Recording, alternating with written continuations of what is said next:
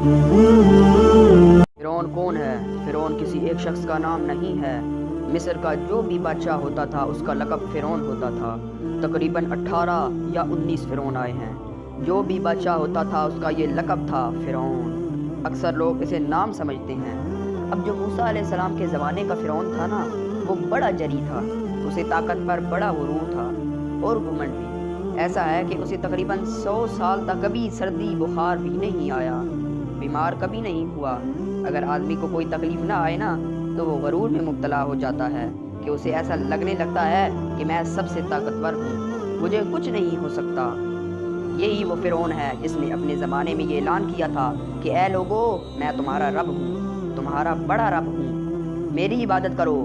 بات تو چل رہی تھی، لوگوں کو اپنی خدمت کے بجائے عبادت پر معمور کرتا تھا۔ ہزاروں لوگ اس کو سجدہ بھی کرتے تھے۔ ایک دن ایسا ہوا کہ فرعون نے ایک خواب دیکھا کہ آسمان سے ایک تارا ٹوٹ کر اس کی گود میں گرا یا اس کے محل پر گرا اور پھر آگ لگ گئی اس کے محل میں۔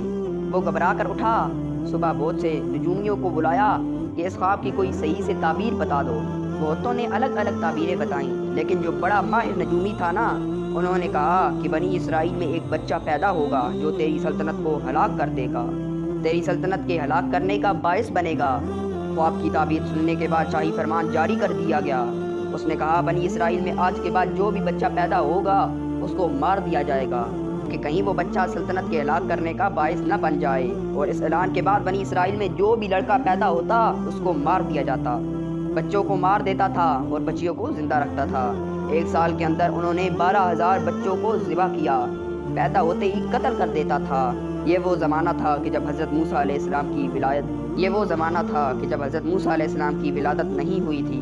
ولادت سے پہلے اتنے بچے مارے گئے۔ اس کے درباریوں نے اس سے ریکویسٹ کی کہ ایسے اگر سب مارے گئے تو آپ کی خدمت کے لیے بچے کہاں سے آئیں گے، جوان کون ہوگا؟ تو پھر 1 سال بچوں کو مارا جاتا اور 1 سال چھوڑا جاتا۔ اتفاق ایسا ہوا کہ جس سال مارا جانا تھا اس سال ہی حضرت موسیٰ علیہ السلام کی پیدائش ہو گئی۔ ان کی ماں حاملہ تھی۔ جب پیدا ہونے کا وقت قریب آیا تو اللہ تبارک و تعالیٰ جسے جہاں چاہے بچائے، جس انداز میں چاہے وہ اللہ تبارک و تعالیٰ حفاظت فرماتا ہے۔ تو موسیٰ علیہ السلام کی ماں کے دل میں اللہ تبارک و تعالیٰ نے یہ بات القاء کی، تہخانے میں چلی جائیں۔ خانے میں گئیں، بچے کی ولادت ہوئی، لڑکا پیدا ہوا تو وہ گھبرا گئیں کہ یہ سال تو لڑکوں کے مارے جانے والا ہے، کہ وہ بنی اسرائیل میں سے تھی۔ دل ہی دل میں سوچ رہی تھی کہ یہ تو اب مارا جائے گا۔ تو اللہ تبارک و تعالیٰ نے ان کے دل میں یہ بات القاء کی کہ ایک صندوق لے لو لکڑی کا اور اس میں اس بچے کو ڈال کر دریا میں بہا دو۔ بھلا اپنی ماں اپنے بچے کو دریا میں کیوں بہائے گی؟ لیکن اللہ تبارک و تعالیٰ فرماتا ہے کہ وَرَبَطْنَا عَلَىٰ قَلْبِهَا، ہم نے ان کے دل کو مضبوط کر دیا تھا۔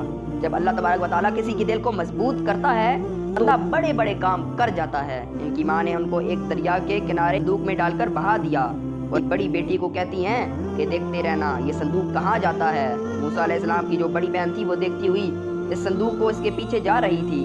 صندوق بہتے بہتے ایک باغیچے کے کنارے لگا اور وہ باغیچہ فرعون کا ہی تھا۔ فرعون کی بیوی وہاں ٹہلنے کے لیے شام کے وقت آیا کرتی تھی۔ جب وہ اپنی کنیزوں کے ساتھ آئی تفریح کے لیے تو ایک صندوق کو اپنے باغیچے کے کنارے لگا ہوا دیکھا۔ اٹھانے کے لیے کہا، اٹھایا تو ایک انتہائی خوبصورت بچہ۔ اللہ تعالیٰ نبیوں کو خوبصورتی دیتا ہی ہے۔ فرعون کے گھر میں کوئی بچہ نہیں تھا، اولاد نہیں تھی اس کی۔ تو فرعون کی بیوی نے حضرت موسیٰ علیہ السلام کو اٹھا لیا اور کہا کہ لاؤ یہ بڑا خوبصورت بچہ ہے، اسے اپنے محل لے گئی۔ فرعون سے کہا کہ یہ ایک بڑا خوبصورت بچہ دریا کے کنارے ایک صندوق میں پڑا ملا، اسے اٹھا لیا ہے۔